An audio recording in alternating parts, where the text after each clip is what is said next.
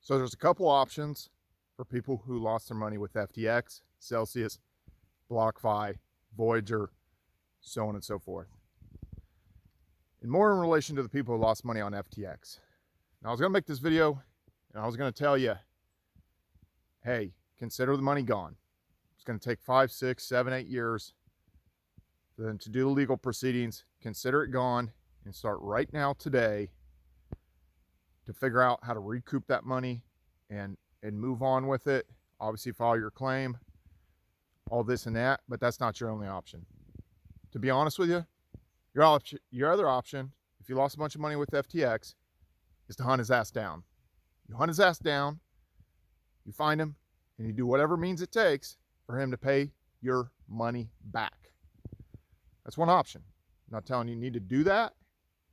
That's up to you. I didn't lose money with FTX. I warned people 2 weeks before that things looked fishy. And you can go back to my videos. And I said, get your money off FTX 2 weeks before it collapsed. Now, did I know how many fishers were out there and how many companies were involved and had connections to FTX? No, I actually didn't. And I don't think anybody did. You know, there's a lot of weird stuff, a lot of people interconnected with FTX. Didn't know how many roots it had sunk in the crypto market. Now, that being said, you got a choice. This guy's on the run. Obviously, there's been political contributions. I think we all, kind of see where that's headed and everything. And it's a little bit precarious with what jurisdiction is this guy in? Can you retain him? Can you extradite him? It's kind of weird because remember with BitMEX, they were trying to basically capture Arthur Hayes with BitMEX, saying that, well, U.S. customers were on this and he was allowing them to use leverage trading or this and that. And I think he's still maybe in hiding. He's still on Twitter. So I don't know what happened with Arthur Hayes. I never really followed that story exactly. But at the end of the day, some of these guys just kind of disappeared. Remember Big Vern with Cripsty? Disappeared. People were saying he was running some kind of exchange in China. A lot of weird stuff going on with that. Ran away, got away. Whatever. Quadriga CX, it's like he suddenly disappeared and supposedly died in India. So very, very weird, very mysterious. People were trying to figure out where he was. And the same thing is going to happen with Sam Bankman-Fried. People are searching for him. People are trying to find him. There was that video that came out with him running away in a parking lot. I don't know if that was an old video, really kind of what that was. It's like the FTX sign is gone down in the Bahamas. Haven't been following the story crazy close, but it seems like he's gotten away. There's been various things and stuff like that. He might be out of money, might not have access to money. We don't really know. But if I was a person who lost, let's say $250,000, $500,000, $1 million, $2 million, $10 million or something on the exchange, I might make it worth my time to go hunt his ass down. To go hunt his ass down and find that guy in person. So I don't know how many people are out there that are in that situation, that lost money, and maybe they come up with a search party and pin that guy down. Because in crypto, we're self-regulated. The Department of Justice or these other people, the SEC, he's got connections with the SEC. He's got he's done other political funding and stuff like that. Then you might not be able to rely on those people, obviously, to make justice in this world. So at the end of the day, you might have to hunt him down. That is an option. Not saying you do that. That's up to you. It's not up to me. It's not my fight to fight.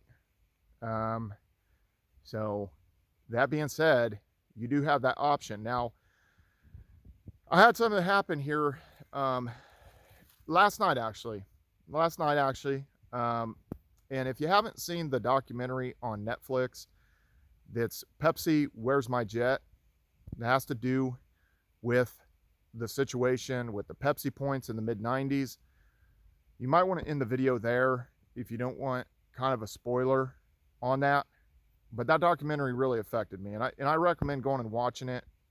Even if you kind of know what happened with that and you do watch this video, it's still worth watching it, because I think it's an important lesson with the whole thing, and it really affected me. It really honestly affected me. The first part of it's like a 4-part series, and the first part I was like rooting for this guy. I was like, yeah. There was one guy, they put out this commercial, just to give a synopsis, and again, spoiler alerts incoming, and they said Harrier jet, 7 million Pepsi points. And you could get t-shirts, you could get gym bags, you could get a leather jacket, you could get sunglasses. And there was one guy, and I'm sure there was others, but they fell short, that thought, I could get 7 million points. I'm going to get the Harrier jet. I'm going to get the Harrier jet. And there was one guy who was able to get a backer, to get an investor that had the money, and he was able to reach their demands, their offer, that he could meet the demands. And basically you could buy some of the Pepsi points for 10 cents a piece and stuff like that. And so that's part of the route they went, and it was going to cost him $700,000. The Harrier jet at the time was worth like 32 million. So good deal. He could leverage it. He could do air shows. He'd do some, some other kind of promotional stuff with the Harrier jet. And at the end of the day, he could ultimately end up selling the Harrier jet for more than he paid for it. So good business deal. And some people say, oh, well, that's ridiculous. That's ridiculous. No, it's not. You can independently own fighter jets, whether it be kind of foreign manufactured, whether it be Russian, whether it be former Soviet Union constructed, fighter jets, and whether it be the F-16s at this point. There's a couple privately owned F-16s that are flying out of the Mesa Gateway Airport at this point that are privately owned, that had previously flown missions in Iran and all this other stuff. So you can privately own fighter jets that are unarmed. You can be flying around with necessarily missiles on it and stuff, and you have to kind of obviously, tell the U.S. military of your flight, your flight plans and stuff like that. And there's certain other regulations that you have to go through and everything, but you can privately own fighter jets. There's a lot of them in the United States, and people do own them. So it wasn't that far cry of unrealistic, and the guy did his homework and everything, and he met the demands that Pepsi had put forth to get the Harrier jet. And fast forward to the whole thing, it was a long drawn out thing that took 4 years. And at the end of the day, they didn't make good on their demands, and they had some court in New York, the judge did a summary judgment and basically said that, oh, well, anybody in their right mind would have taken that as a joke.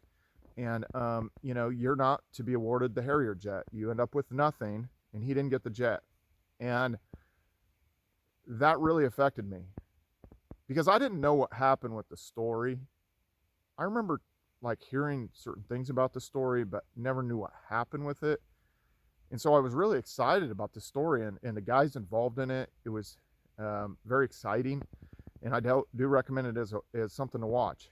And at the end of the day, knowing that he didn't get the jet and what happened, and again, he's had a lot of success in his life. Him and his buddy that was involved in this whole deal and stuff, they climbed Mount Everest, and they've climbed a bunch of mountains down in Antarctica, and they've done a lot of different things.